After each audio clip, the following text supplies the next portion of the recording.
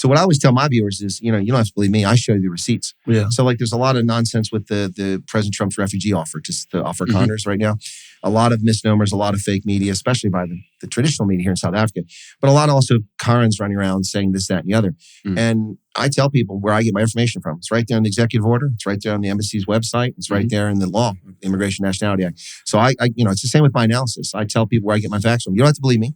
But again, I'm not some dude sitting around eating chips, and drinking Energate on my couch that's never done anything. Drinking Mo Fire on your couch. That's the fastest growing drink in this country. Tell them about Mo Fire. By the way, we've got a gift for you. Should we do it now? Should we do it now? Oh, yeah. When you open it, it prays for you. Okay, here we go. We had a Zake's Kitchen burrito meal, like our breakfast meal, that grab and go for the hustlers. So let's hear what Nick Hammond thinks about our burrito. It was legit good. So it was marketed to me as something you can hold in your hand and eat on a hangover Monday. And I explained that like my hangovers aren't exclusive to Mondays. But it was dope, dude. I really like the idea of like taking South African flavors and putting them into dishes that we've heard about from overseas and like elevating them in that way. Everything was like fresh and tasty and like beautifully toasted and all of that, but the flavor combination was nice. And there's a bit of a chili kick in there as well. I'm gonna make my own video about it, so. It's basically, we call it it's a Monday burrito to kill the hangover the next day. You can have it hot. My hangovers aren't exclusive to Monday. So then you could have this any day. I'll get it up when you guys launch as well, so we'll do it like that. Yeah, we're launching Good Friday. We're launching, Thank you, man. NOTA Mondays. It's not a Monday unless it is NOTA Monday. Zake's Kitchen is officially open. Do get your orders. Congratulations to everyone that has been receiving great service from our platform. We appreciate you guys. We cook the food right here at the kitchen. Order a koporosh platter for 6. A koporosh platter for 8. A koporosh platter for 10 was trending the other day, and people saying we're expensive. Why would you have a platter for 1,200 rand? That's for 10 people, guys. You even get some free Mo Fire, like an entire 6-pack. It's like if you divide that by 10 people, that's still almost 100 rands per person. So it's not that expensive, please. It's just $70, bro. It's just $70. This is the most I will speak. Chris, thank you very much for joining us. I'll give NOTA the honors of doing the introduction. Appreciate you. No, thank you. We are here with Colonel, the way we say it in South Africa, but it's Colonel Chris WYATT. He's a retired colonel from the U.S. Navy or U.S. Oh no, the Navy be captain. It's from the Army. From the Army, the oldest service in the United States. Oh, okay. And thank you for joining us here today, and thank you for showing a lot of the world that is watching your content, South Africa, and giving them perspective on how we live. How has your most recent trip been so far? Well, thank you, NOTA. I was surprised we were going to do this with you. So it should be interesting. Yeah. I think you became a subscriber to my channel recently. Is that true? Yeah. No, from the beginning. From the beginning, okay. From when I first saw it, yeah. I surprised you. I didn't know that you know him. Yeah.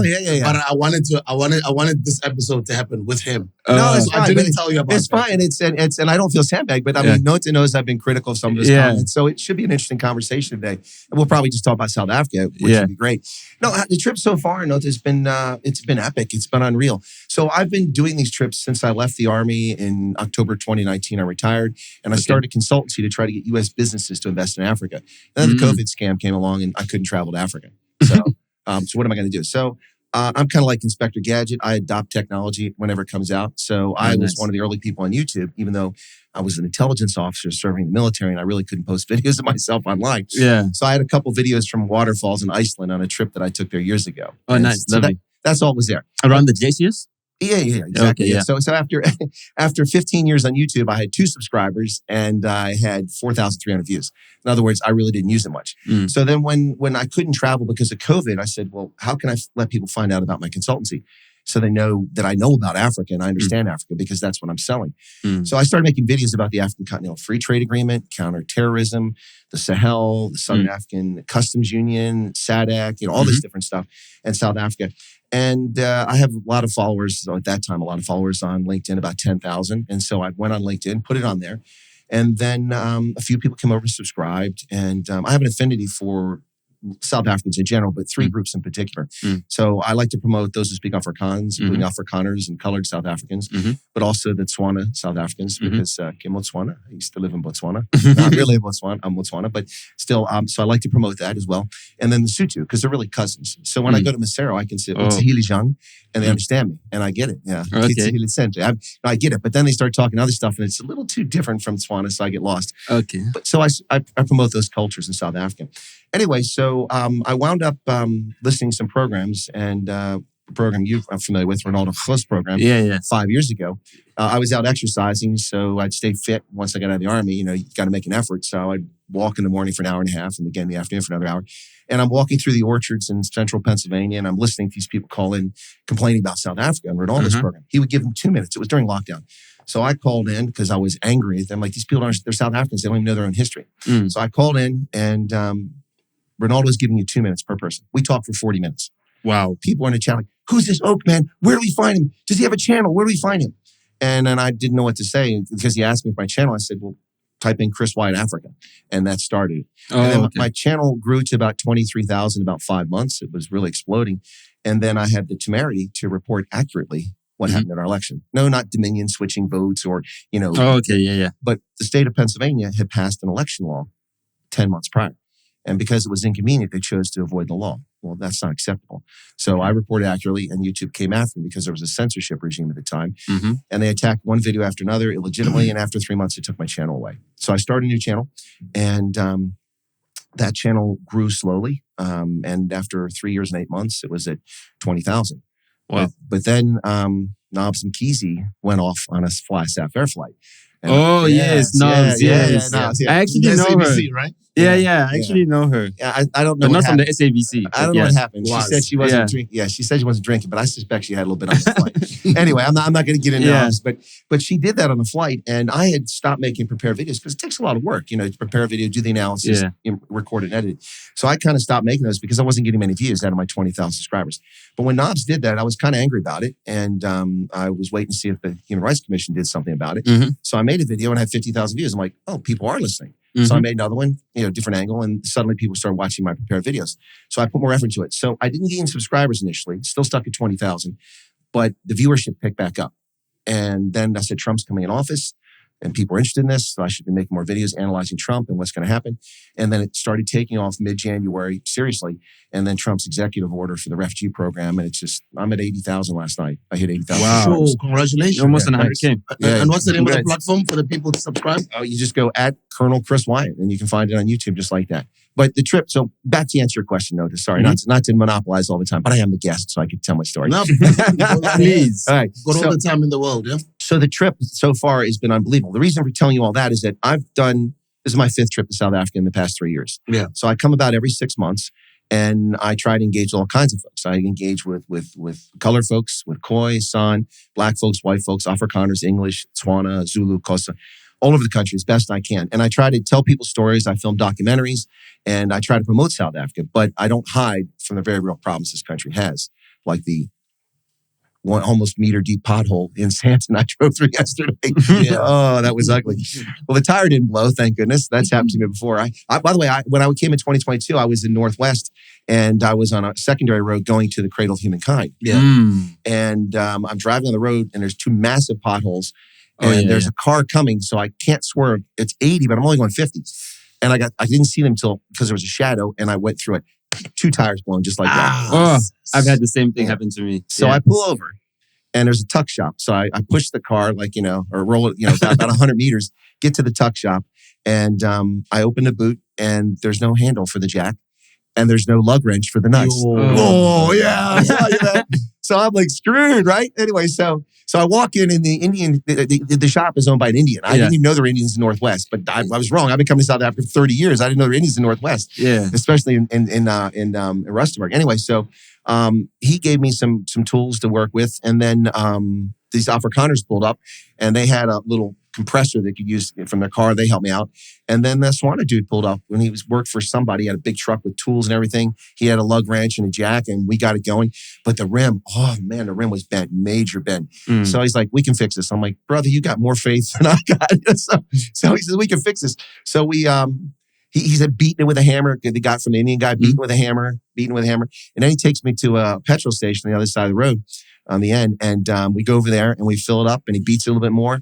I rode 4,000 kilometers on that damaged rim. He fixed. Yeah. It was my rainbow rescue. And a Tawana and an Afrikaner. That's my rainbow rescue. Yeah. So that was my first trip back, but I come back every 6 months. But when I first came, I was like, I'm going to do meet and greets because a lot of my viewers have been asking me to come to South Africa since 2020 because I couldn't come because of lockdown. So they said, now I'm coming. Let's do a meet and greet. I said, okay, but is anybody going to come? It's like, if a tree falls in the forest, did it really fall, right? Anyway, so I didn't know what to expect. And Ronaldo and others, a lot of my viewers said, Chris, you don't understand. During lockdown, you really went out of your way to try to uplift people and keep them going. Even though I reported the bad news stories, also talked about the macadamia nut industry in South Africa, which is the world's biggest exporter now. Yeah, that's macadamia nuts. Yeah, and I always talk about it, and I always encourage entrepreneurs to get into it. You know about that? Yeah, macadamia nuts. Yeah, it's awesome. No, I know. We haven't had that conversation. No, well, I mean, we've got a macadamia nut farm. Oh, do you? Well, so that's where I was going with this. The interesting thing about the macadamia nut thing is that it's non-traditional. Yeah. Most of the people entering the business are women or people of color. I don't really care for that term. I'm pink. I'm a person of color. Yeah. But anyway, well, for South Africa, it's much broader. Right, so it's non-traditional. It's not the usual people going to farming, and it's been going quite well. So I talked about that. There's a guy who's a panel beater in Pretoria. His name is Dax. And he lives in Joburg now. He beat panels for 18 years. Didn't like it. Made a living. Supported his family, but he was a painter. He wanted to paint. That was his passion. So a couple of years before lockdown, he quit painting. Quit beating panels, and he started painting. He went to fairs and the roadside. And like painting, like arts, not like cards. No, he got tired of panel beating, so he wanted to actually do artwork. Sorry. So he started selling his art, and it was tough at first. He's struggling. How am I going to sell this stuff? And he started making money. He was making more money than me a panel beater. He loved his life. And then COVID. No fairs. He couldn't. So I interviewed him. He's still selling his art. He's here in Joburg. He sells it. So I'm going to try to link up with him. But anyway, so I started doing these pod stories. So people come to your meet and greets. And I had meet and greets. I did 17 in 30 days in 6 provinces. It's exhausting. Sure. And the smallest was 7 people. The biggest was 60 up in Pretoria. That was a pretty big one. Nice. So then the second time I came, some fewer people came because my audience hadn't grown and people have already met me. So the bloom is worn off the rose, I guess, a little bit. But still some dedicated people kept coming. I've had meet and greets like in Eisenfontein, nobody showed up. People said they're going to show up. So this time, so to wrap this up, this is what I'm getting at. This time what happened was there's huge pent-up interest in me because it's been a year since I've been back. I came last year to cover the elections. So I got you think Home Affairs is bad? Okay. It took me 7 weeks to get my passport in America. And I got it last minute only because I called and asked for expedited service. It was sitting, typical bureaucrats, sitting at somebody's desk for like a month and a half. So I got it like 3 days before I had to fly because the election was May 29th. Jeez. So I got my ticket. Cost me 65,000 Rand round trip for economy, jamming these legs in the seats. Anyway, so I got here. I went to 14 polling stations in the Western Cape because I got here the night before. So that's during the elections, right? During the elections. Yeah, that's a $3,500 trip. That's a ridiculous amount of money. 3,200. Yeah, right. Yeah. 65,000 Rand. Yeah. It's pretty good math. Well, I travel between the US and here a lot, so I do the calculation it's a lot. Expensive. Yeah. My first ticket back in 2022 was $868. That's all right. Yeah. But now it keeps going up. So I went to 14 polling stations in the Western Cape. I started out in Somerset West. Then I went to Khayelitsha. 5 polling stations, Khayelitsha. Yeah. Then I went to Monenberg. And from Monenberg, I went to Rondebosch and then Sea Point and then Parklands and then Tableview. I did all this stuff and observed it. It was pretty wild because people recognized me. It was pitch dark at Parklands, no power because Eskom, was load shedding. And, it wasn't supposed to be, there's no power. And people like, pitch dark, hey, it's the Colonel because the beard's kind of a trademark. Kind of like your look is trademark. Yeah. So anyway, couple of trips in, I started counting how many people would recognize me on the street, just come up to me. Some people are shy. They don't want to say it. But a lot of people, hey, it's Chris, it's a Colonel, and they want to do selfies, which is kind of cool. So the last trip, it was 45 people. This time, before I left the Western Cape, it was 52 people. I'm up to 74 people now recognized me on the street. Wow. And when I was in Durban, I kind of hid my hotel for a couple of days because I was making content. Yeah. So I wasn't even out and about, but still. Oh, okay. And by the way, where did you stay? Where did you stay in Durban? At the Sun Coast. Yeah, Sun Coast. Oh, yeah, that's right in town. Oh, have you ever been up to the penthouse there at the Sun Coast? No, Ramaphosa and I don't move in the same circle. Well, I mean, it's not really that expensive. Next time you go there, I'd suggest you go book. If you've got some extra money to spend on just a nicer trip, book a couple of days at that penthouse because it's got amazing views of the entire city. I mean, you've got the whole panoramic views. You can watch. I can film some good content too. As well. You can see the boats coming into the port there at the Durban Harbour as well. You can see all the way. You can see the Moses Mabhida Stadium because, I mean, it's right across. They're doing some work on that now. They had a bunch of scaffolding. That's kind of ruined photographs for this trip, but I got plenty of photos of the stadium. Yeah. Because I go to Sharks games. I'm a huge rugby guy. I do play-by-play and color commentary, and I'm a Sharks supporter. Sharks? I'm sorry. No. Were you abused a lot as a child? By the Sharks, yes. By the Sharks? Yeah, I mean, the most abusive was when Brian Habana scored a try in the Super 12 final. That's a while ago. That was. I mean, the Sharks, we'd been the only Super Rugby champions in South Africa since 1995 when I was just a wee pup at 5 years old. And that was our second opportunity to win that. And then the Bulls stole it right at the death, you know. And they scored a try. It was a knock-on. It was actually, I'm still hurt about it. Oh my goodness. Still bumhurt about something happened like 15, 20 years ago. So you're doing a meet and greet after this? I am. How many people are you doing in Joburg today? I don't know, but I can tell you this. We had one at Thundergun on Sunday after I got up here in Northcliff. Yeah. 125 people. Sure. Wow. The biggest one was in Strand. When I arrived in South Africa, so a lot of people have been rubbishing me online and making threats. I've received death threats and all kinds of things. I don't know why. He does all the time. But he kind of pushes the needle. I don't think I push the needle, but not that that's acceptable. No one should make death threats. I didn't threaten you. I just said, dude, what are you saying? Anyway, but seriously, no. So, you know, a lot of people were making all these comments about we're going to keep you from coming back to South Africa. I'm like, why? I didn't do anything wrong. I respect the laws of this country and I promote South Africans. So what's the problem? So I just, you know, I got tired of hearing that. So I said, I'm never coming back. South Africa's a failed state. I'm never coming back. That's really? what I said. Oh yeah. To people back off.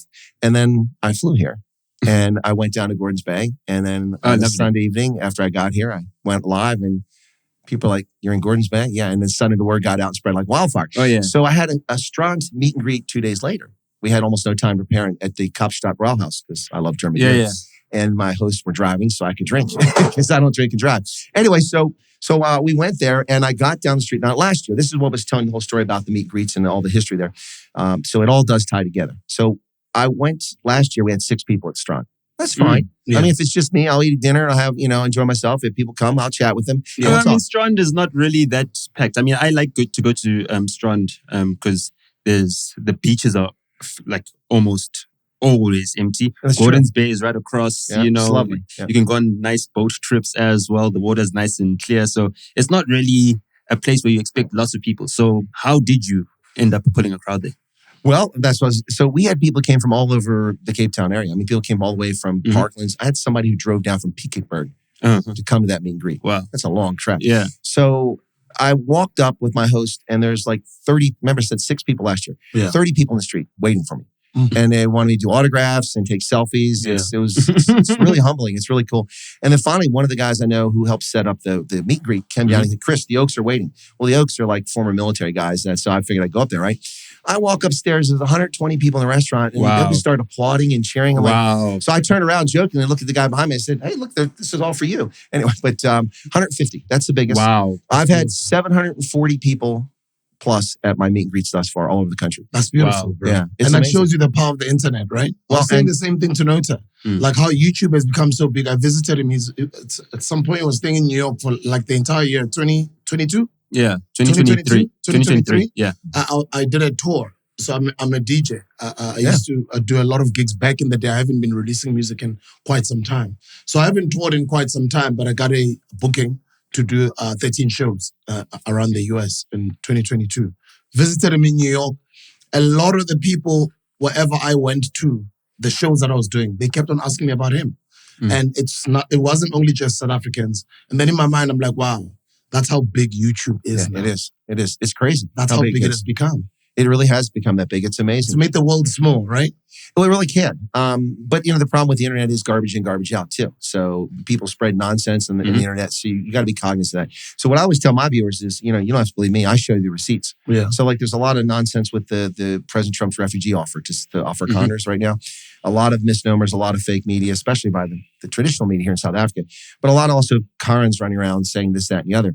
And I tell people where I get my information from. It's right there in the executive order. It's right there on the embassy's website. It's right there in the law, Immigration Nationality salmiak. So I it's the same with my analysis. I tell people where I get my facts from. You don't have to believe me, but again, I'm not some dude sitting around eating chips, and drinking Energate on my couch that's never done anything. Drinking Mo Fire on your couch. That's the fastest growing drink in this country. Tell them about Mo Fire. By the way, we've got a gift for you. Should we do it now? Should we do it now? Oh yeah, when you open it, it prays for you. Okay, here we go. Yeah. All right, so I had like When some you kind open of it says. I had some kind of like lemon flavor out there, and I was like, no. The lady across the table from me, I said, "You got that red berry bomb? I got to try this." So here we go. Now, people have been needling me for days about make sure you drink his energy drink. I'm like, okay, here we go. All right, hold your breath.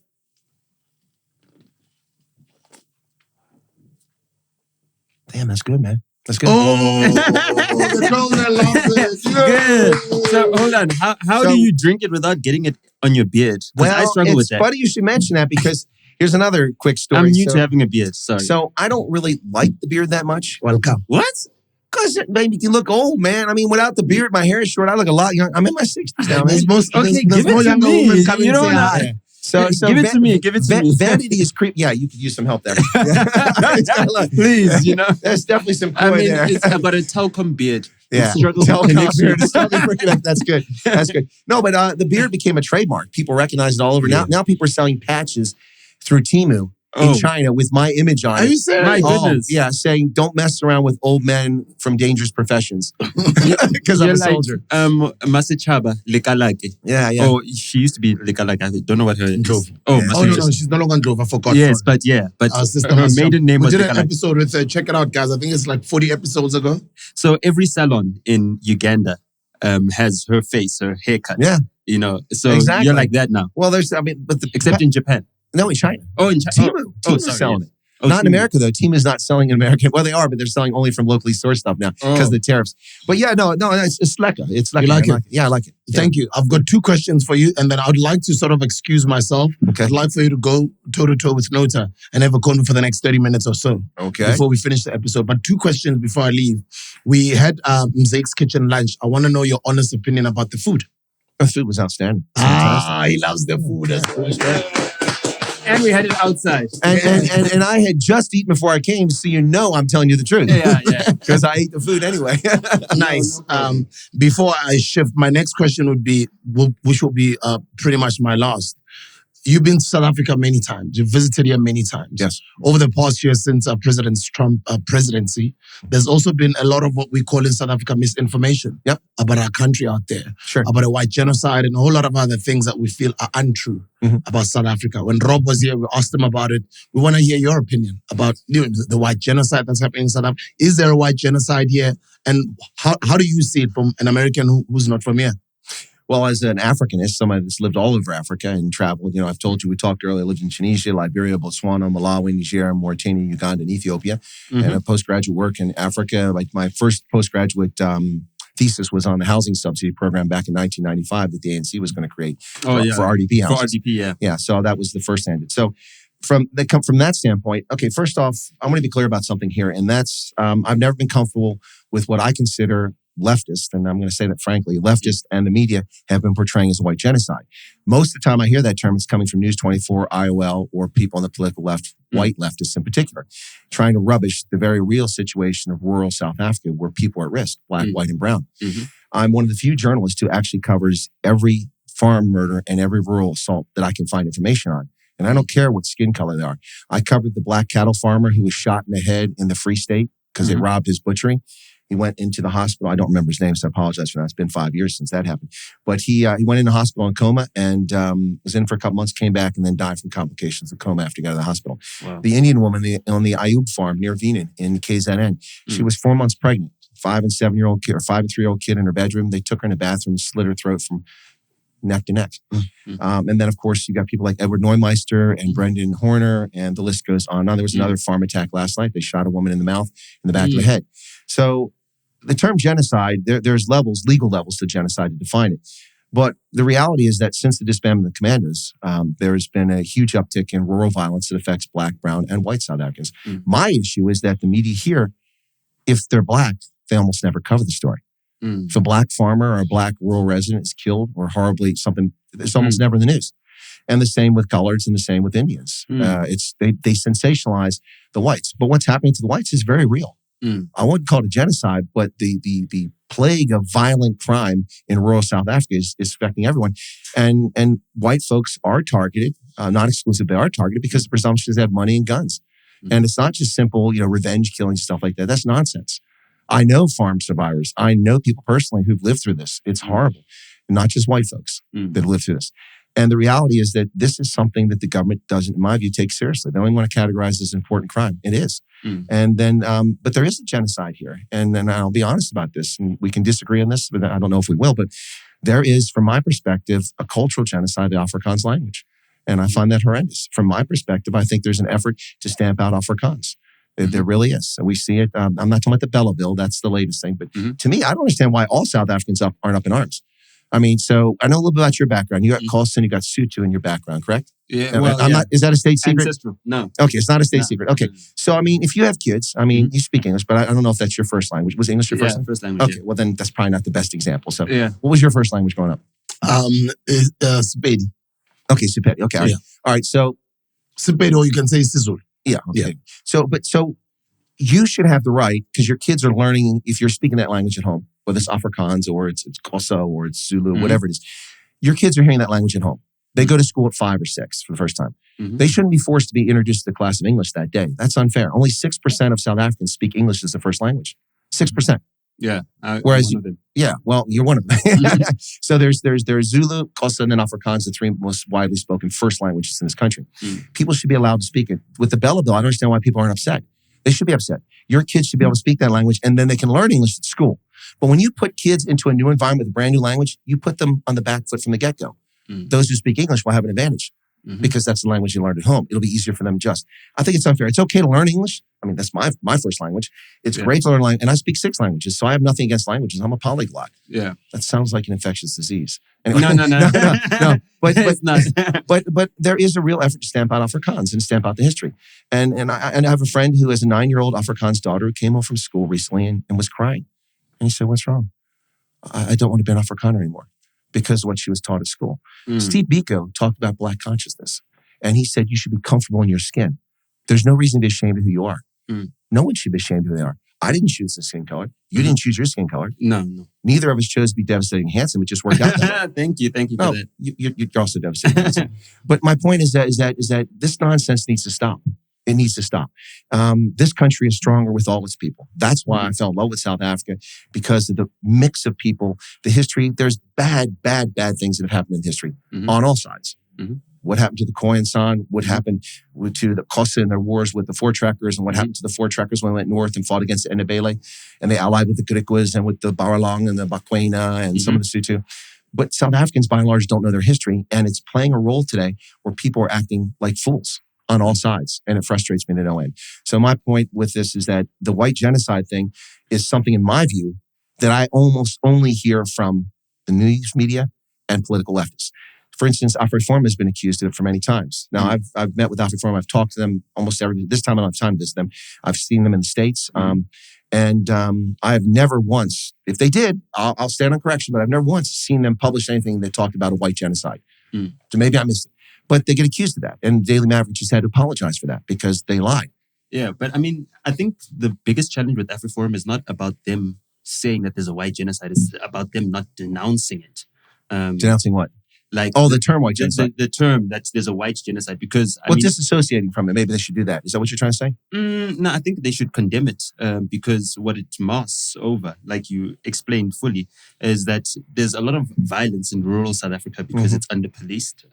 Indeed. And there's also a lot of urbanization happening. Which also tends to contribute to crime because you have new mores and new values and different peoples coming together, and you don't have a homogenous community. Yeah, exactly. So with that, I think Afriforum has missed out on an opportunity to get their message across to the South Africans that are concerned. Because just as much as, a lot of white South Africans are concerned about the violent crime, and also the fact that a lot of them were told that once we come into this democratic dispensation, there might be, some black people who want vengeance or want to punish white people for their perceived privilege. Afriforum in standing up for minority rights, hasn't really done the work to show that the group that they stand for isn't just a racial group, especially when it comes to protecting the language of Afrikaans, which is mostly spoken by non-white South Africans. Right, colors are the biggest group of speakers. Yeah. So, they haven't made an effort that I've been able to see, to recognize, to say, we're in the defense of Afrikaans as a language of people, not as a language of white South Africans. I don't see it as a language of white South Africans. Yeah, I see it as a South African language. That's definitely, it's the world's newest language. So, except for maybe COBOL for coding. Yeah. So in the way you explain it, it's slightly different from what we see coming from Afriforum and what they've been doing. So there's concern on both sides, and there's mistrust generally between Black South Africans and white South Africans. Whereas with white South Africans coming into this new democratic dispensation, there was an effort to say, listen, not all white South Africans are responsible for the injustices. In fact, very few are responsible for it. But by the elite, some were. Look, I don't want to put it like that because, I could also say the same thing about Germans, under Hitler's regime, and how many of them actually were part of the evil because they wanted to be part of it, or because they felt, they'd be under threat had they opposed the regime. So I like to give all people the benefit of the doubt where that is concerned. I don't expect a white person, just because their surname is Botha, to have the same level of guilt as someone who's related directly to P.W. Botha. You know what I mean? So to speak. So with this mistrust that's happening, it's very difficult for us to build relations, when we're not letting our guard down, where we're all looking for the first offense that confirms why we should be mistrusting of one another. And I feel that the effort to bring us together as a national community, not just, our ethnicities and our tribal identities, hasn't really been supported on the ground. It's been very much top down instead of bottom up, if you know what I mean. There's a lot of public policy, there's a lot of government policy that tries to integrate our society better, but there isn't work done within the grassroots in the communities to actually say how we can cohesively build this country as collaborators and not as competitors, trying to get the most out of South Africa. We're not competing for resources as South Africans. We're trying to ensure that our resources are shared by as many people as possible to alleviate the poverty that affects South Africans, whether they be white, black, Indian, colored, or any other ethnicity. Well, I think Zabu wants to hand me something there, but I do want to respond to that because we'll differ on a few points. But I think you want to give me something. I'd like for you to respond to that. Okay. And as I'm excusing myself, thank you very much, by the way, for making this one. I'm looking forward to the next one when you do come. Sure. Let's record another episode. What I want you to not forget as you have a conversation with Nota is the story of the 89-year-old from the Khoi lady. Yes, in Uppington. Yes, Katarina Esau. Uppington, sorry. Yes, Please ask him about that story. Okay, cool. You mustn't forget to share that story. I'll share that story. And this is a thank you from us for coming to the Hustlers Corner. This man is a legend. His name is Mzega Zega. Mm-hmm. Nobody knows who he is in South Africa. Very famous Kwaito musician, whom has just become an urban legend. And this restaurant celebrates his legacy, Mzeke's Kitchen. So I'd like to hand you this one to solidify your street cred. So anyone sees you with this, any black person sees you with this, your street cred shoots up the roof. Well, there you go. They're going to start asking you questions about Mzega Zega. Yeah. So go do your own research. Thank you very much, bro. Thanks a lot. You must say, Foster Njengomzegeze. Foster Njengomzegeze. You'll enjoy the convo with Nota. Little did I know, guys, that he had been following Nota's work. So he's familiar with Nota's work. And apparently, I didn't know that for some reason they've been criticizing each other online. Yeah. So it became such I think it's mostly me criticizing him. Yeah. But it became such a beautiful meeting outside as I was trying to introduce them over Mzeke's Kitchen meal, only to find that he had seen him online and I was like, new friendship being created. So thank you very much once again, bro. Yes, all right, thank you. Yes, so please excuse our unfreckled friend. I am the pigmentationally challenged. I got cheated in that, but he got cheated out of freckles. So All right, so not to push back, but to respond to that. So My view on Afriforum is a little bit different from the standpoint that Afriforum has done also work with minorities who are non-white. They've done it in the Eastern Cape with some Khoi groups. They've also done it, I believe, in KZN. But the problem is they don't crow about it. They don't advertise it. And I get your point about talking about whites, but I don't see Afriforum doing that. I see it more focused on Afrikaners, which is still limited. It doesn't include all the color. It doesn't include all the people who speak Afrikaans. Yeah. It's kind of like Oranje. Oranje, I can't live in Oranje. You have a British journalist who comes down to Oranje and he complains that he was fearful. I actually know people were there when he was there. That was. I'm not buying that story. Really? Yeah. Oh, was that on the BBC? Or on the BBC, that thing. Okay, yeah. So I'm not buying that story for a second. I mean, the last thing Oranje is going to do is make someone that comes from the UK who's black scared to be in Oranje. That doesn't. I mean, come on. That doesn't pass muster. Yeah, and it doesn't help their case either. Yeah, it doesn't help. They wouldn't do that. Exactly. So I mean, it's just not believable. But I can't live in Oranje. I'm not an Afrikaner. I'm a Dutch Calvinist, and I won't abide by those covenants. It's a business. But anyway, I'm not talking about Oranje. But my point is that they're focused on Afrikaners, and the Afriforum focuses on the Afrikaner folk. That's their focus. But I get your point about maybe they need a different PR approach to this, maybe. But I do see them doing things with other communities. It's just it's not prominent. They don't talk about it. As far as what Sabu was saying, what you're saying, the mistrust between black, I think it's most of you saying mistrust between blacks and whites. It's there, but in my view, most of that's being pushed by elites. I mean, true. I know black people, especially when I go to Northwest. I mean, the Tswana up there get along with the Boers. And they speak a lot of Afrikaans as well. Of course, they do speak Afrikaans. And many of the Boers speak Tswana, Yeah. It's the same thing. Oh, yeah, they do. Yeah, when I go to KZN, it's so, I mean, one of the things I used to hear coming to South Africa from some black South Africans said, well, the whites need to learn African language. Well, every white Afrikaner, not English, but every white Afrikaner that I ever knew spoke at least 2 languages. Yeah. An African language. Why? Yeah. Because their nannies were usually a Tswana or a Zulu or a Xhosa woman. Yeah. And so they grew up speaking that before they spoke Afrikaans. Yeah. And so they all speak it. I mean, I had a white officer who came to the War College a few years ago. We had one white guy come. Now there's usually black officers. Oh, the War College, is that a U.S. thing? Or is it's the U.S. Army War College in Pennsylvania. I was the director of African Studies there. Okay. It's my last tour in the Army before I retired. And so we had a white colonel from South Africa come there from the Sandef. And he spoke Tswana, and he also spoke, I think he spoke some Sotho as well. And of course, Afrikaans and English. But I mean, there's a lot of misperceptions here. The problem I have noticed is this. The default position is to label things. So I watched an interview with Rob Hersoff that was done on one of the Afrikaans programs. And it was shared with me this morning. And he mentioned the Truth Report. This is the project that he's involved with. And this is not the Truth and Reconciliation Commission. No. There's a new project called the Truth Report. Yeah. And the Afrikaans journalist who mentioned it said, it's right-wing and white. That's the word out there. That's utter nonsense. Yeah. The portfolio of content creators that are contributing to it are from all skin colors. Oh yes. This is part of the media network that Rob Hersoff is. That's what I'm talking about. It's called the Truth Report. Yes. Yeah. Okay. So I mean, we got Afrikaners already calling it right-wing and white. Yeah. It's not white. I mean, I mean, you had Ike Khumalo as part of it, right? I don't know if Ike is part of it. I mean, and I can't disclose all the people involved, but I can tell you that right now, just roughly looking at the people who've been invited, I would say it's about 50% white, about 50% black color. Okay, cool. So it's not a white thing. It's a conservative thing, but it's center right. But already people are calling it a right and white, and I mean that's the default assumption. People assume things about people. Well, they do that mainly to dismiss it, so that Yes, of course. But it's just like when I have people that don't even watch my content. So a few years ago, this is a very telling video.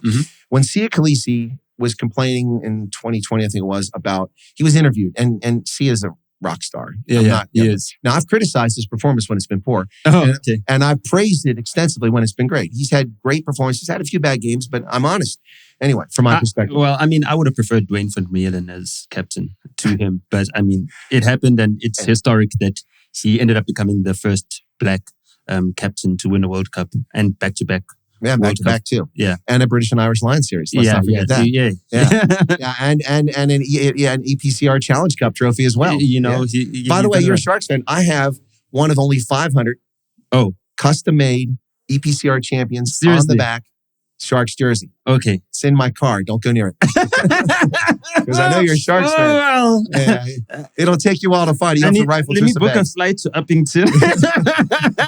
Well, those bags aren't going to Uppington. Oh, no. They'll be stored in an undisclosed location in the greater Joburg area until I come back. Look, if we win the latest rugby championship, please do some episodes wearing it. Well, I'll wear it even if when the Sharks play, I'll wear it. So just to get away, I cover URC. I do all the games that play South Africa teams. Okay, so Sharks or Stormers? I'm a Stormers fan. And in Curry Cup, I'm a Province fan, and I like the Griquas. I always root for them. So anyway, but where were we at? I got lost there just a second. Yeah, so you were explaining Siya Kolisi. Oh, yeah, Siya Kolisi. So a few years ago in 2020 and 2020, Siya he did this interview, and he said, basically the way it came out. This is the way it came out, and that's the way the media reported, and people reacted to it. So what he actually said isn't germane. What matters is how people reacted.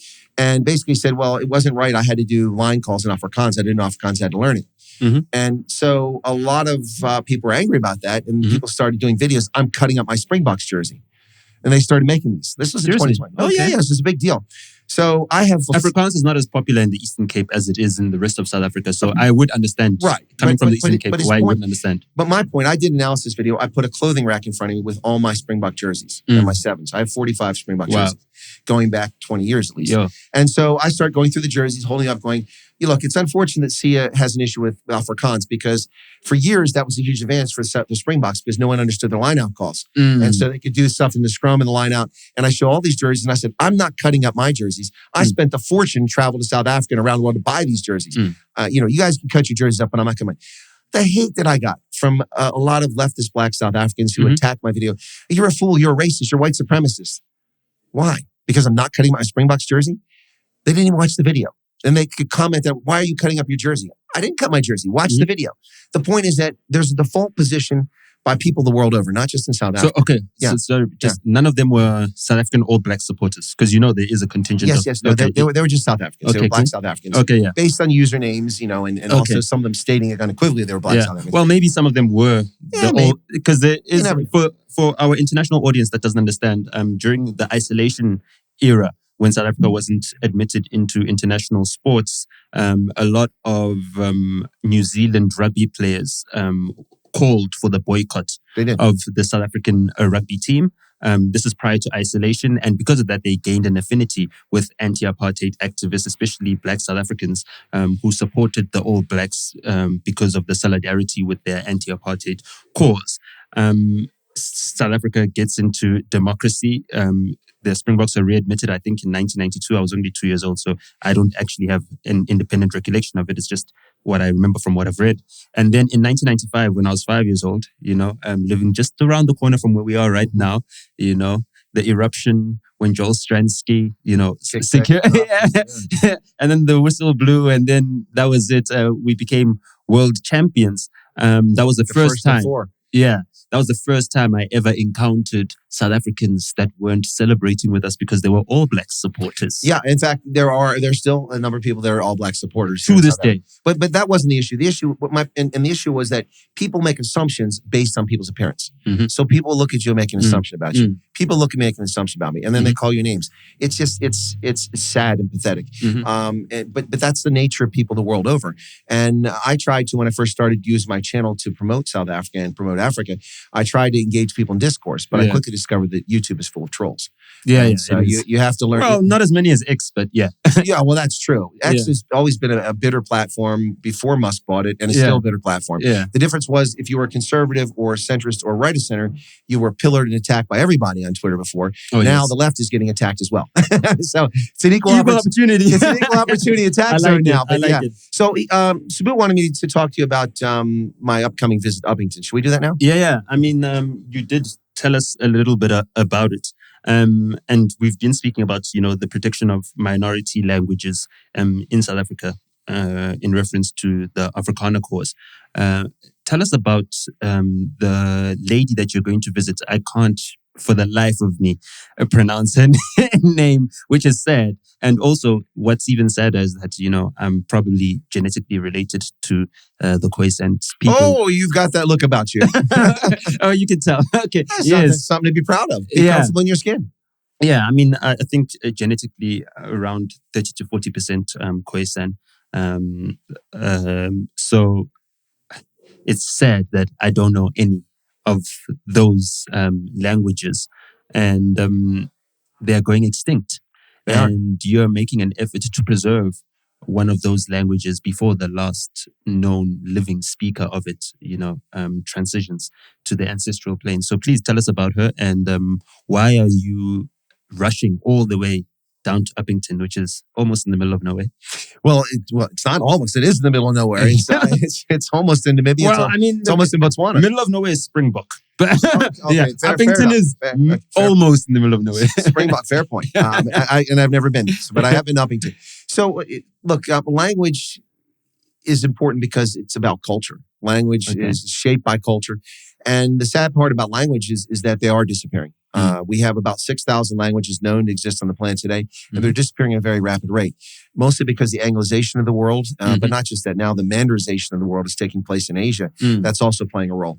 So I've always had an affinity for languages. I was terrible at languages in high school. The only language I took in high school was Latin, and I almost failed it. Wow. Yeah. And that's also a language that's no longer spoken. And it wasn't spoken written, then. Yeah. It's spoken by a priest, but that's about it. Yeah. So I thought I could learn language, and then when I went to Germany as a young soldier, I learned German in about 4 months. And then, nice. So I was like, okay, I can learn languages. Guten Tag. Guten Tag. Na, wie geht's? Wie geht es Ihnen? Es geht mir ziemlich gut, ja. Und Sie? Danke, gut. Okay. Yeah, ich bin modern, mag nach Hause gehen. That's like if you're lazy and you work in a German factory. When your boss asks you how you're doing, ich bin modern, mag nach Hause gehen. He's tired, he wants to go home now. So language is important in my perspective. I'm a polyglot. I speak 6 languages to varying degrees of proficiency. I used to be fluent in 4. No, you're a South African. That is one of the marks of a South African, is to be a polyglot. So what happened is that I heard about this story a few years ago. And there's a lady in Northwest, Katarina Esau is her name. Okay. And she's the last known speaker of this Khoisan language known as Nu, N-U-U. And I don't even know that pronounced correctly, but I'll find out when I get to Uppington. So there was a story about her a few years ago, and I tried to reach out and contact her. And I went through her granddaughter. And her granddaughter had a Facebook thing, and I had no success. So I thought I wouldn't be able to reach her. And then she published a book 2 years ago in Nu for children. Oh, lovely. In the language. Oh, lovely. And so it's amazing. At the age of 87, she published a book. And I thought, this is fascinating. So her granddaughter is making an effort to try to save the language. And what happened was back in the 1980s or early 1990s, they thought this language was extinct. So they did a call out and they said, does anybody still speak Nu? Anybody out there? And over 300 people in the Western Cape, in the Northern Cape said, no, I speak it. I'm a language speaker.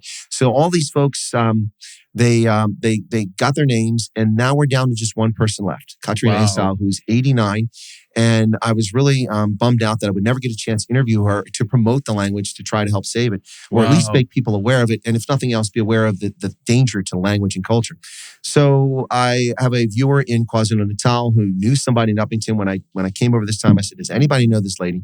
And they got a hold of someone in Uppington who knows Katarina Esau's granddaughter, put her in touch with me. I reached out, and they're very excited. I will be interviewing her. Today is Tuesday, on Thursday in Uppington. And I'm really looking forward to it.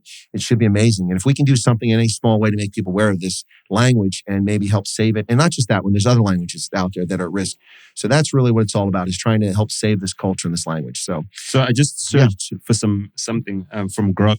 So hopefully this is accurate, but those of you who know better in the comments, please do assist us.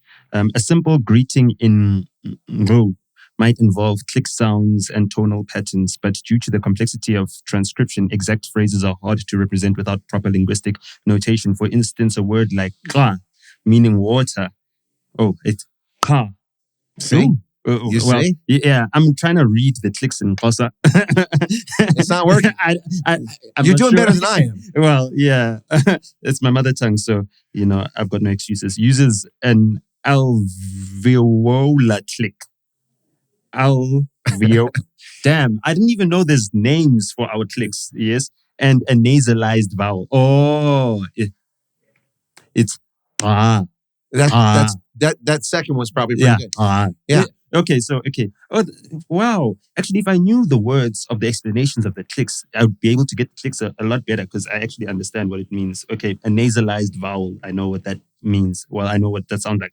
If you meant a different Khoisan language, for example, Nama, Kung, or other two language like Ning, or if you have a specific question about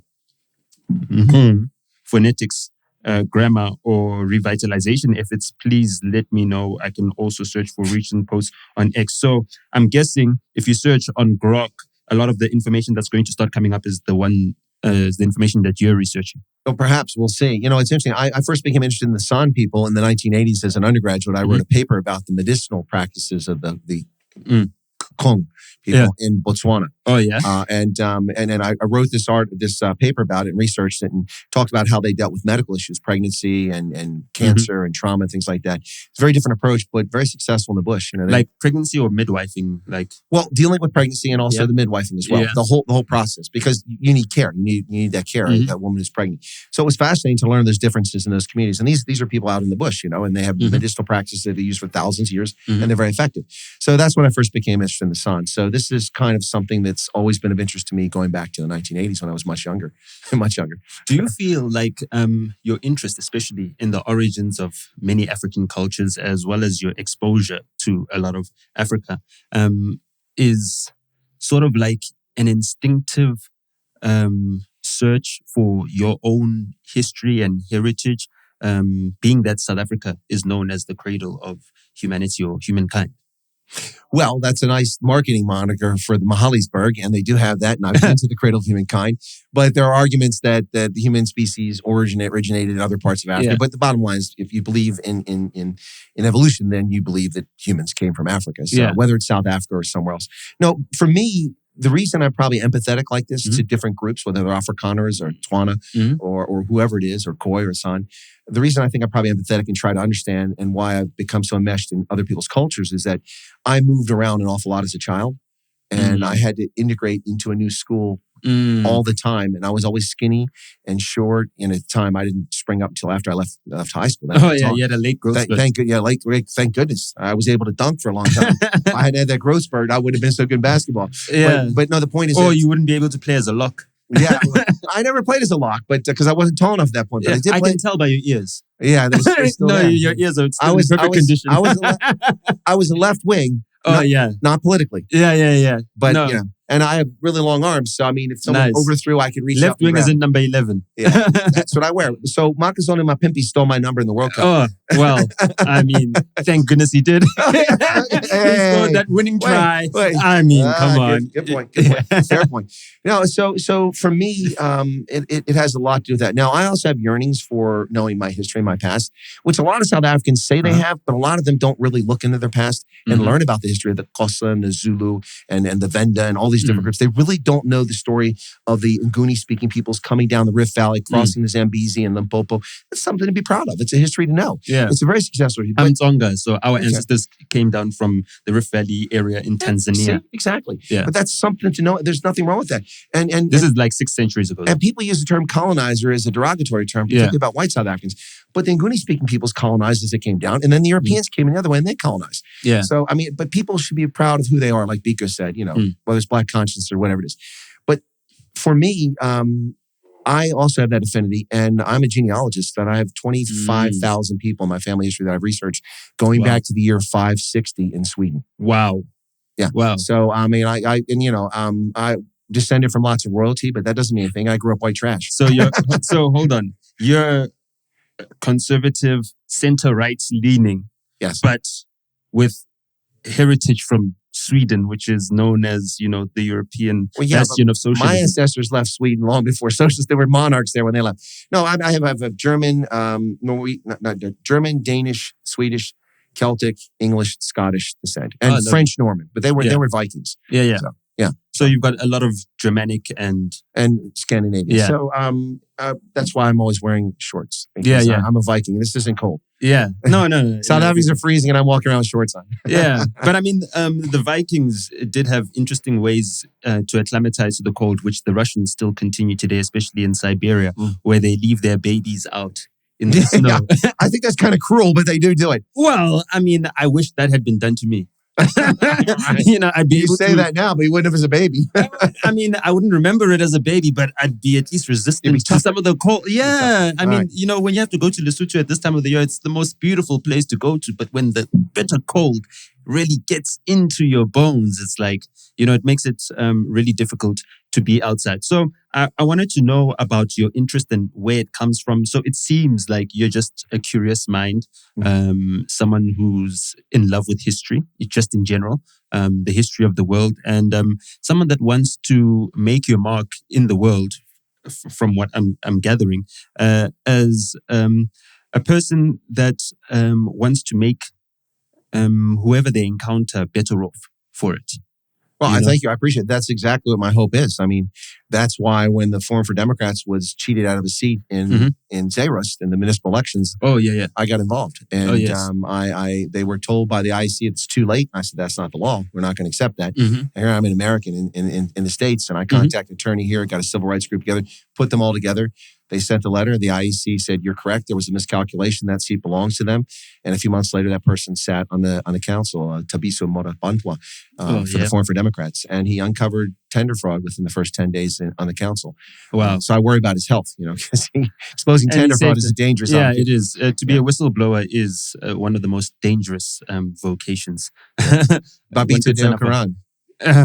I know. I've also faced my own threats for some whistleblowing that I've done. Well, I didn't know you did whistleblowing, but I do know that you said some things that, from my perspective, very outlandish. We won't unpack it here, but I want to, because it'll take hours to get through that. Okay, no problem. But if you're willing, I'd like to, if you want to reserve that we could chat about this later on, because I don't know if you're serious about things you say or you're just trying to be provocative. So you don't have to answer. You can if you want, but I think I'm an open book. So I mean, I watched your video about the apology that I made, right? I thought that was pretty lame. Yeah. Well, I mean, it wasn't written by me. It was written by... Exactly. I mean, it was someone else wrote it. So, well, the South African Human Rights Council wanted to ensure that... the right things were hit. That's it. That's according to their standards. That's fair. But you could have written your own on top of that. I added one word. One word. Yes, right. Yeah. I criticized you for that. Anyway. But that's the thing, is that I didn't really have a room. But you were upfront. You said I didn't write this. Yeah. I'll give you credit for that. So, and also at the same time, I also understood the implications of giving that apology on other content creators, especially online. There is an effort to censor views. Oh, it's coming now too. Yeah, and it's coming really hard. Yeah, they want to go after YouTubers. Yeah, in South Africa. And and even when I was at the SA Human Rights Council, I did speak to them about the Ronaldo host case, just to get an understanding of the background knowledge. So, from what they explained to me, there was legal precedence about my statements and the words that I used, and I had to withdraw that unconditionally. The intention of those, I guess, 3 episodes that we did, 2 on here on the Hustlers Corner and another one on the GTG podcast, was pushback against what I saw as agitation to create racial disunity and to basically create antagonism between Black and white South Africans, right?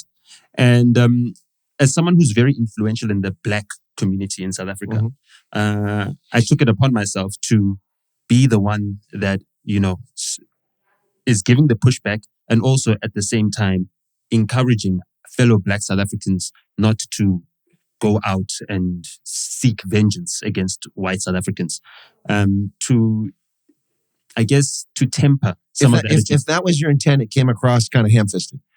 If that was your intent. Yeah, because I recall you saying something along, that white should be driven to sea, but not by me. I'm not going to do it. But so if your intent was to encourage people to chill out, it didn't come across that way.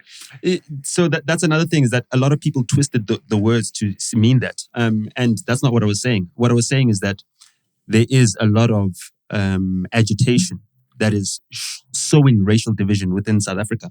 And there are not many people who grew up in the same environment that I grew up in, which is, in the nice, leafy northern suburbs of Johannesburg. The city where I grew up is known as the richest square mile in Africa. Sandton anyway, yeah. Yeah, the city. Well, that's looking pretty shabby lately. I was there yesterday. Potholes, dingy buildings, Sandton. I've been coming here for 35 years and never looked back. It's the work from home crisis. The offices are taken out, and maybe some merit to that statement. People just aren't going down there anymore, so it's being neglected. That might be fair. You know what I mean? So, and also living there, so there isn't that community. It's a little bit like the Cape Town City Bowl is now, because there's a lot more focus on attracting tourists rather than keeping people living there. If you're selling bread and milk, you're not going to want tourists to dominate your city, because they're not going to come and buy bread and milk.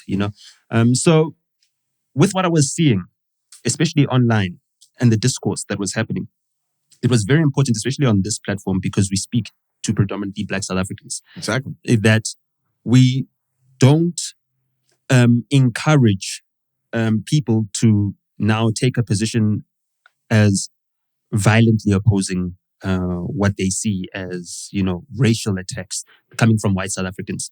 And also to make people understand that because of our differences as culturally, as Black and white South Africans, despite how much effort has been put into unifying us and creating this rainbow nation, culturally, we're still very different.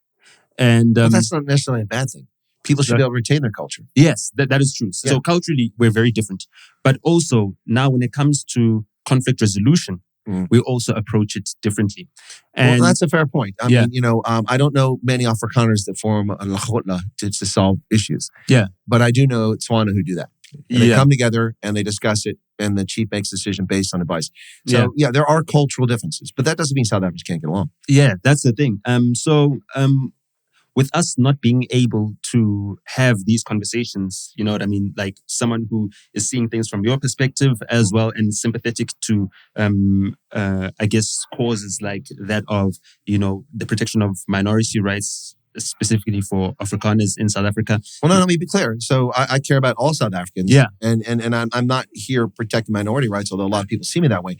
I'm here not to protect, but to be sympathetic to the cause. But I'm sympathetic to all South Africans. Okay, yeah. Except for racist. Okay, yeah, that's true. I have a problem with that. That's true. But I am sympathetic to all South Africans, but I do have an affinity for some minority groups, and that includes coloreds. And of course, that's a very broad term. I mean, you got Cape Malays, you've got Griquas, you've got Damara, you've got all kinds of people, and then just people just call themselves colored.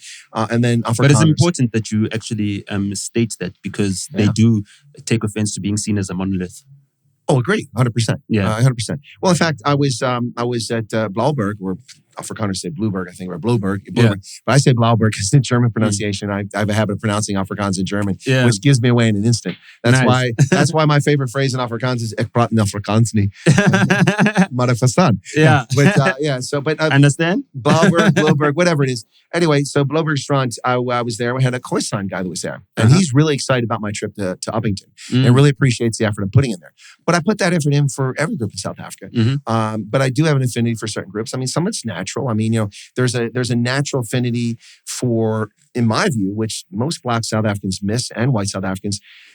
When I look at the Nguni-speaking peoples and the Bantu who came down the Rift Valley, there's a lot in common with the westward expansion of Americans, and I think almost nobody draws that parallel. But if there's a more obvious one with the four trackers moving up country, away from the coast after all these conflicts with the Xhosa and moving into the interior, that faith, family flag, the independence, defending yourself, protecting your family, expanding, farming. There's very many parallels with the American expansion across the continent, from the East Coast to the West Coast. But for me, it's not just that; it's also with the Nguni-speaking peoples. Almost nobody sees. To me, there's a nature of the people who've come to South Africa over the past 2,000 years to always look for the next horizon, always look for the next adventure, always look for the next thing. And so that's why I have an affinity with South Africans across the board. Yeah, I mean, for a lot of us, a lot of the telling of that history of, especially the migration from whether it be Central Africa, Cameroon, or wherever. Is a little bit. I don't know. I guess it's seen as... Well, I know where you're going with this. Let me finish your sentence, okay? I think what you're saying is it is seen as sinister because it may have been used in the past to denigrate or dismiss Black South Africans as being South African. Correct? Oh, currently. Yeah. Currently, Yeah, well, that doesn't make you any less South African than anyone else. Yeah. Well, I mean... just because the OGs of the coin sign doesn't mean you don't count. Well, I mean, so for me... okay, there's no group in South Africa that doesn't have Khoisan ancestry. In fact, including the Afrikaners.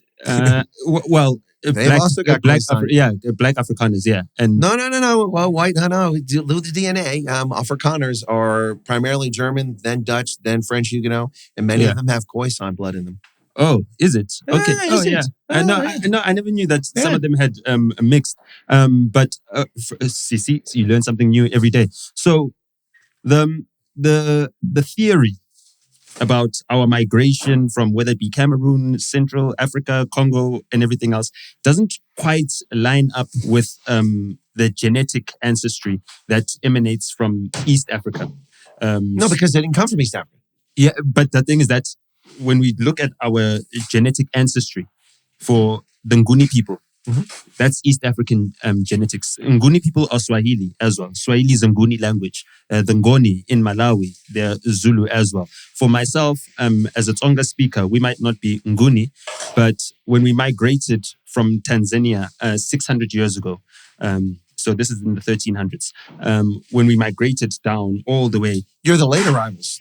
Yeah. You barely beat the Europeans. Yeah.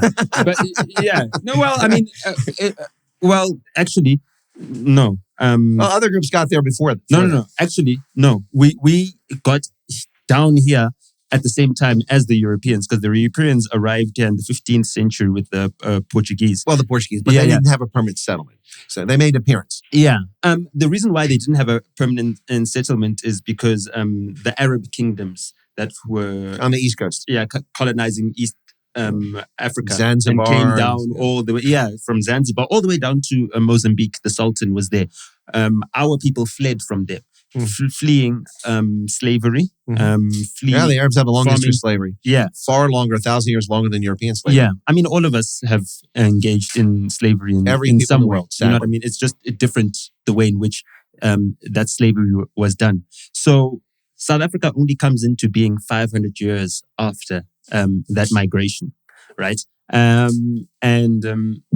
When South Africa does come into being, there are people that are designated as the native South Africans.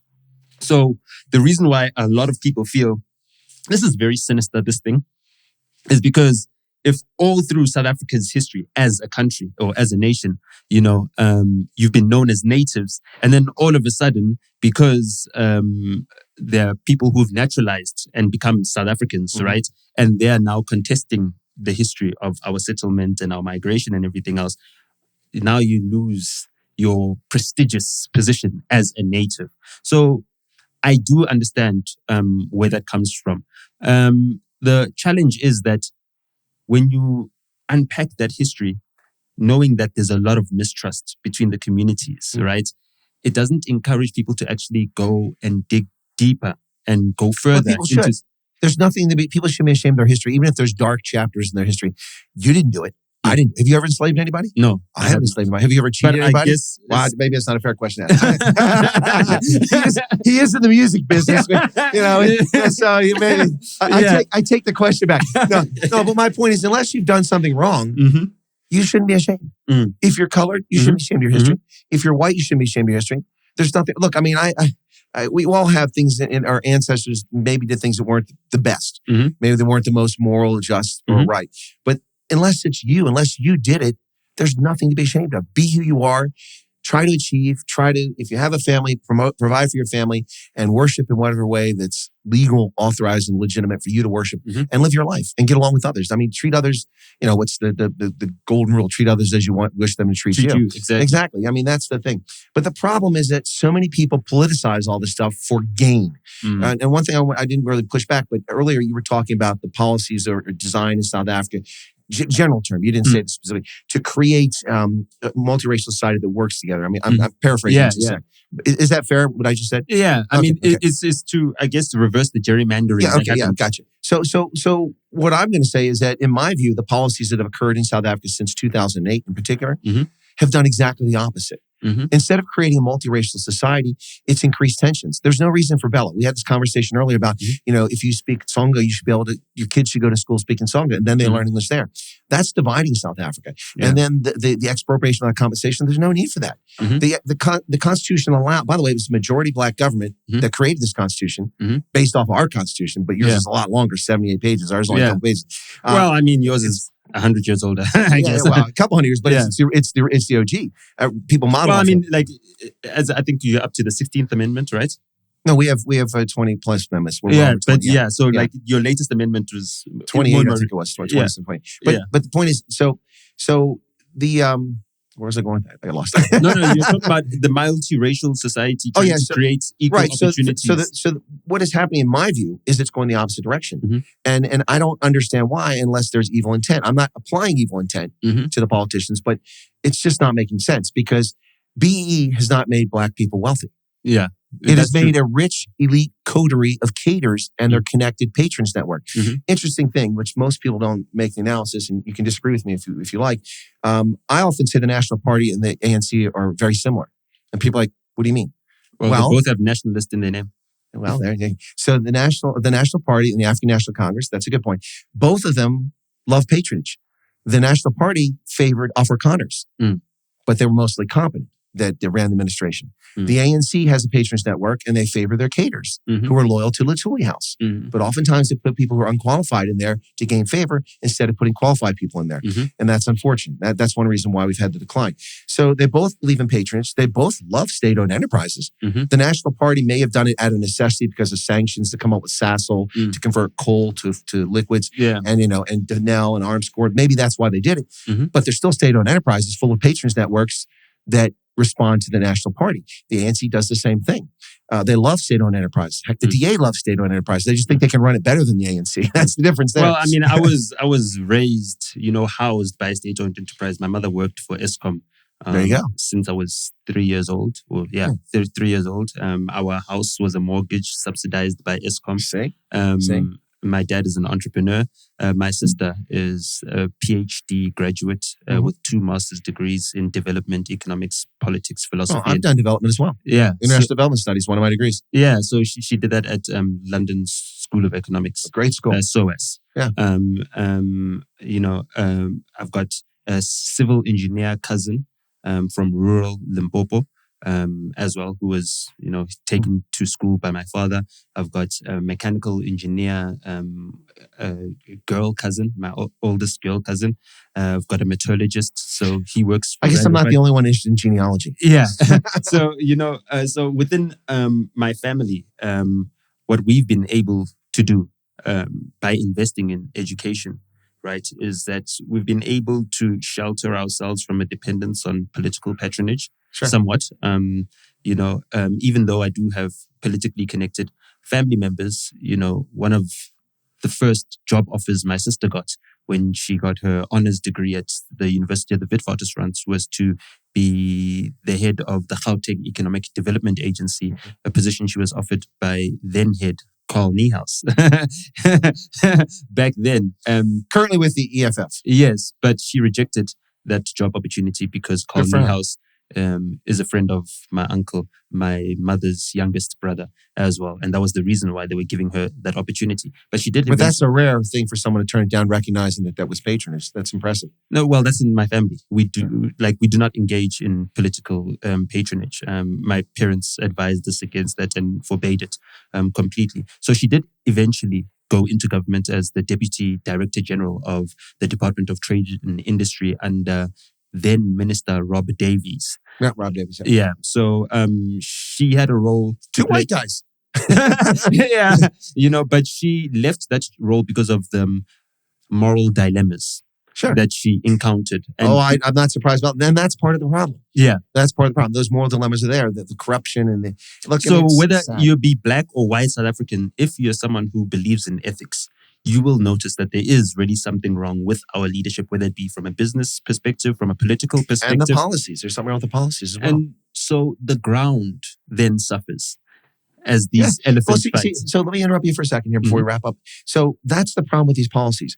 During the lockdown, they came up with the Tourism Relief Fund. Let's be clear about it. It was like 5,000 or to 50,000. It was not much money. 50,000 rand, I think, is the most you get. That's only going to help someone that sells art on the side of the road or someone that maybe that has a combi that takes people around. It's not going to save a lodge to meet their bills. It's not going to save, a tour group or something like that. But the Tourism Relief Fund was specifically for historically disadvantaged people. That's racist. I'm sorry, it's racist. I'm not going to apologize for that. It's simply racist. And by the way, who does it help? It doesn't help Black South Africans. It helps a few Black South Africans who got the money. But who works for those lodges owned by Indians and coloreds and whites? Mostly Black South Africans. So if they go under, who loses their jobs? And who suffers? Black South Africans. Very short-sighted. This is the problem with policies like that. And when you make distinctions like that, you don't correct historical wrongs by perpetuating the wrong, flipping it over, and discriminating against another group. And that isn't how you fix things. We had affirmative action in America. That's racist. We gave people advantage based on their skin color. All that does is perpetuate the wrongs of the past. It just flips it around. Well, I mean, it's even worse than that for me. affirmative action and everything else, I've found like those policies have taken out someone like myself. I was taken out of the township environment, brought into a white-dominated suburb, and got access to knowledge and skills which I could never now give back to the community that I emanated from. Right. And so you have yourself exclusively outside there now. And now my community is poorer because they've lost me as a human resource. Human capital has gone from there to here. What should happen is the resources go there to improve the lot of the people there. But that's not the approach. And the way they're doing things doesn't do that.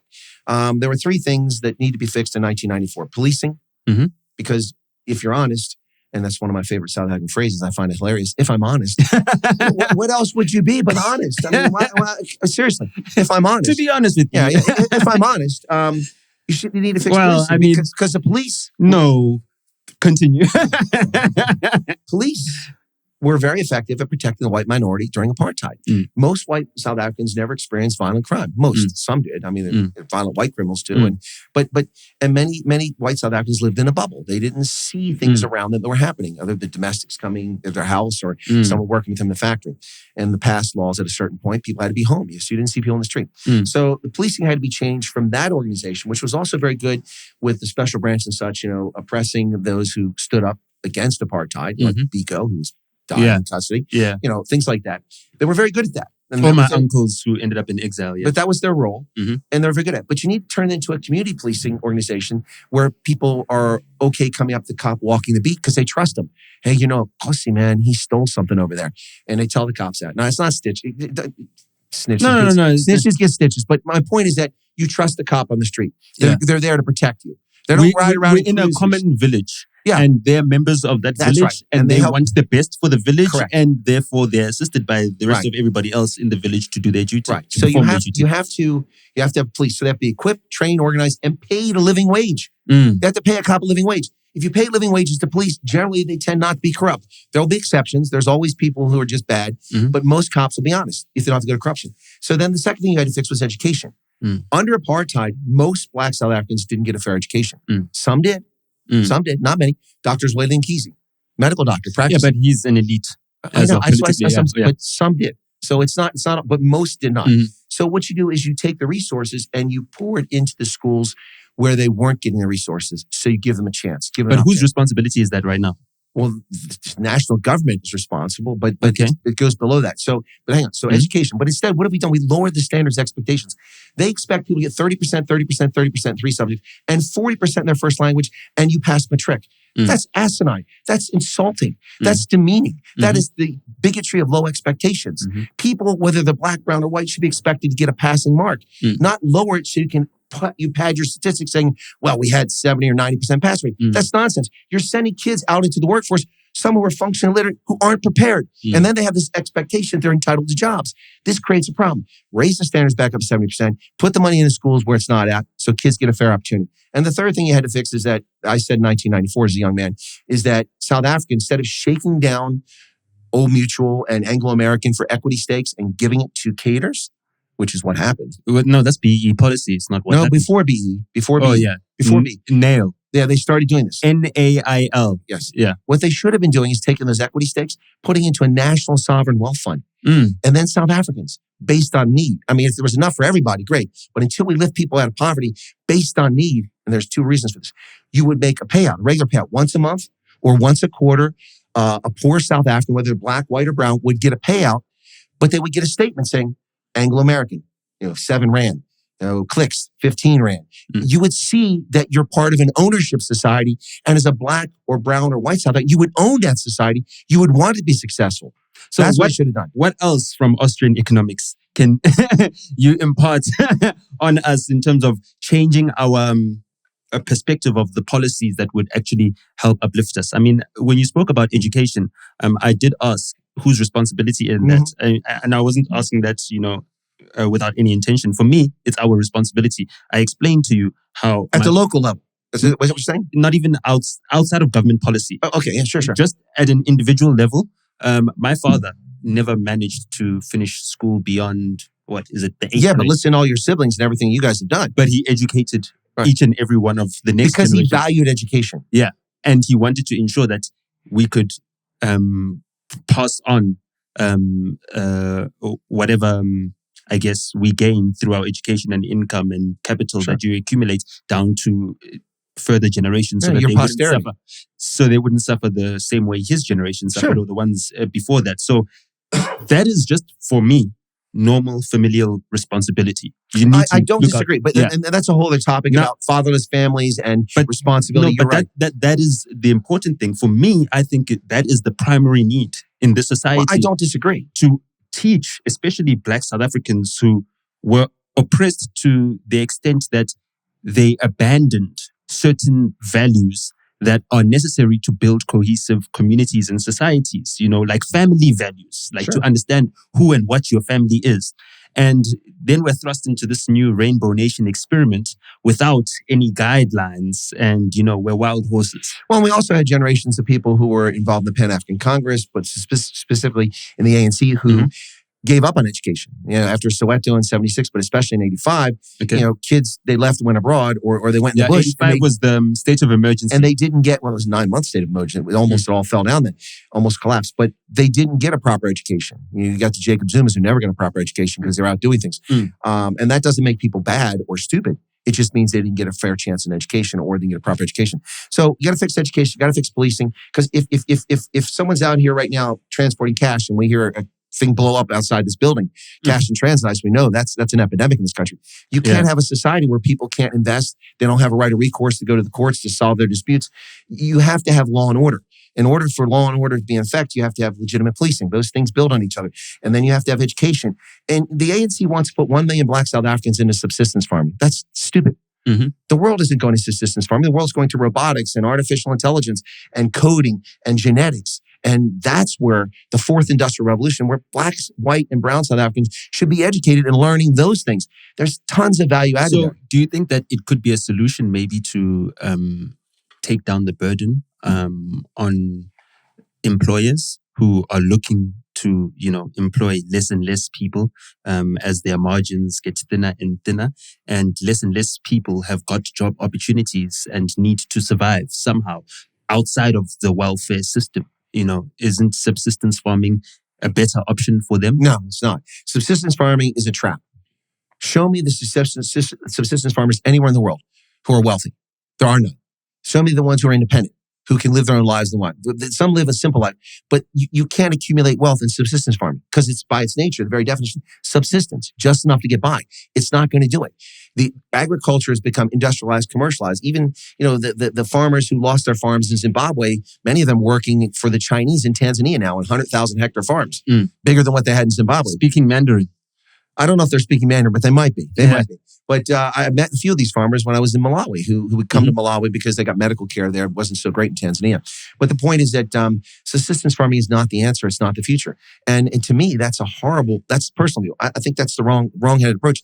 And it's not going to make Black South Africans wealthier, healthier, or happier. It's not going to happen. So you need to get education and then opportunities. And then we have to get rid of BE. I'm sorry. I know Rob said the same thing. It's got to go. So what about communalism in rural South Africa? Do you think that's maybe a better solution to the burdens that urbanization is having on our cities? We've got housing crisis. No, it's a fair question. But the problem is that no matter what you do, we've seen this phenomenon in America. I lived in Iowa in the 1990s when I taught at Iowa State University. And Iowa created something called the Iowa Community Network. It was the first digital fiber network or every community in the state. Everyone had it. And the reason they built that was because all of their young kids were leaving and going to Minneapolis and Chicago and Des Moines and St. Louis. Bright lights, big city. Twin cities. Well, bright lights, big city. Youth don't want to hang out in a slow place. I mean, it's urbanization is the challenge. Look at the size of Lagos. It's like 21 million people now. It's insane in Nigeria. I've never been there. It's probably bigger than that, But the point is, the same thing's happening in South Africa. People always gravitate towards the big city. So as far as rural communities, it's a challenge for them to have that communalism because they're always under pressure from losing their human capital, leaving the townships, going to the big suburbs. Like my dad came to the big city. Exactly. So that's a challenge. I think that we probably have a lot more we can talk about if you want to come on my program. Yeah, I'd love to. Look, I'm going to allow that you were using hyperbole because I've rubbished you for your comments, which I said were race hustling. Oh, yes, right? yes. Okay, so, but I want to thank you for, having this chat. I wasn't sandbagged by DJ Sabu, but I thought it was just going to be DJ Sabu and I talking today. Yeah, I know. No, and I like his music, so I was all excited about it. Yeah. But I've enjoyed the conversation. I hope that you found it interesting too. No, thank you. Pleasant person to meet. Colonel. Colonel. I know how to pronounce Colonel. It's just that you like the Afrikaans or South African version. Colonel. Yeah, there you go. You have to be hip to our local audience. Thank you for coming through to Zake's Kitchen, and thank you for having this conversation. And thank you. When you first met me, you gave me a hug. I did. Not even a handshake. And in fact, I think my first phrase I think I said was "Note PELOYAHE," as I live and breathe.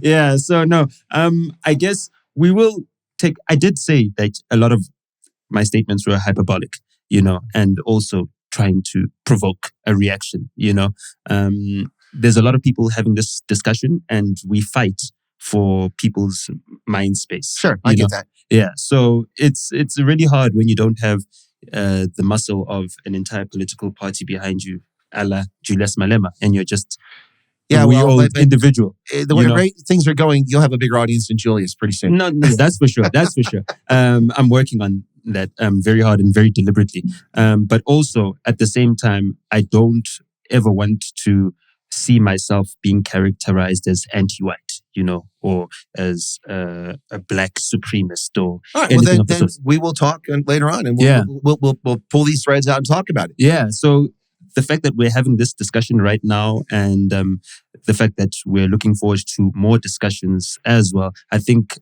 adds to the discourse that's very necessary within this country. And your contributions, are very valuable. I've supported your content by liking and sharing and subscribing, and I hope that some of your audience will enjoy this. Like, share, subscribe. I've been a subscriber to Ronaldo Host, I think since 2019 or so. He was coming about. He made some content about superfans that were being flown around the world to watch this. Oh, that was a little bit later after the World Cup. He did that. Yeah, I remember. Oh, actually, I was in the United States when that. Actually, that was 2023. Yes, during the World Cup. Yeah, but Mama Joy. Yeah, the Mama Joy saga. So I've supported content creators, not just him, just on YouTube in general. And to have you as part of the new South African family of content creator, is a great addition, especially since you've got perspectives that are much broader than most South Africans are exposed to. You've traveled to a lot of Africa. I mean, I've been to Senegal, I've been to Bamako, Mali, I've been to Ethiopia, but all around Ethiopia, Gonda, Bahada. You've seen more of Ethiopia than I have. I live there. Addis Ababa. I spent all my time in Addis. I never had time to get out of Addis. Yeah. I've been to Kenya. I've been to a lot of the southern African countries. So Malawi, I've been there. Zambia, Botswana, Zimbabwe, Botswana many times. Not Namibia though. And that's the next trip that I would like to take. But Americans have been very surprising encounters in each and every single one of those countries. And I'd just like to say that it left an indelible mark on me. The humanity of many Americans, who I find on many flights all over Africa. We are not what you see on television. Volunteering themselves, Oh, yeah. Giving of their time and helping to uplift the forgotten communities that are not in, the urban centers of the big African metros. So, I'd like to thank each and every single one of them through you as well. I didn't have the opportunity on a flight. You don't want to bother someone and say, you know what, thank you for being a volunteer and coming all the way from America. We don't really think very highly of you as Africans. Man, it has a lot to do with popular media. It has a lot to do with television, the impressions of Americans. It's interesting because our media say that we're not popular in Africa amongst Africans. That's nonsense. I lived all over Africa and a lot of people want to go to America, they want to immigrate to America, they love Americans, they love American culture. Usually the people that dislike America are political elites. True. Because if you commit corruption, they put you in jail. Yeah. If I'm an American, I do something corrupt in Africa, I can be charged and incarcerated in America for it. If it's in business, because that's corruption. We don't allow that. Yeah. So political elites oftentimes don't like Americans. But average Africans, whether they're Arabs or they're Nguni speakers, or they're from West Africa, or they're white South Africans or Indians or Asians, they tend to like Americans. It's been my experience. Yeah. One man's experience. Okay, no, well, thank you very much for that. I hope that we are as friendly as we are. Oh, South Africans are incredibly friendly. So let me just say this real quick. Are we as friendly as Texans? Because I think Texans are really friendly. To the point of annoyance. The big difference with Kenyans is they'd be strapped, or with the Texans, they'd be strapping right now. I don't see any fire. Well, I mean, to keep us all safe, yeah. Anytime I'm in Texas, I mean, I feel really safe with everybody's got a gun. Yeah. But I do need to say this about South Africans: Indian, colored, white, black South Africans. It doesn't matter. My experience in South Africa, by and large, over the decades, has been absolutely incredible. Mm-hmm. South Africans are friendly like Americans. They're engaging. There's a few Karens here and there, but we have a few Karens too. So that's just the nature of society. But most people are just wonderful, and I'm received very well wherever I go, and by people who actually meet me. But the people, like I said earlier, people have these perceived perceptions that are false. Yeah. They look at you, they perceive something about you. Yeah. They look at me, they perceive something about me. Yeah. And when I started making videos and people called me a white supremacist and a Klan member and all this stuff, I'm like, you do realize that I wrote a presidential daily brief for President Bush that saved 640,000 black Africans from starving to death. Yeah. If I wasn't a Klan, I think they canceled my membership card that day. So, I mean, but people's perceptions, I think people need to get past perceptions and give people a chance to engage. And you'll find that most people, black, white, and brown, and this is an argument, sorry to go on because I really got to get to my meet and greet, but before I wrap up, when I first started doing the broadcasting on YouTube in 2020 after I left the Army, a lot of Afrikaners would come on my program and they'd say that the black South Africans would always vote for the ANC. And I said, you can't say that. There's 43 million black South Africans. How can you stereotype all those people? Yeah. That's impossible. I said, there is a residual goodwill, which I don't think is legitimate because the ANC didn't end apartheid. It was an effort by a lot of people, including the PAC, and they benefited from the end of apartheid. They benefited more than anyone else. Yeah, more than anyone else.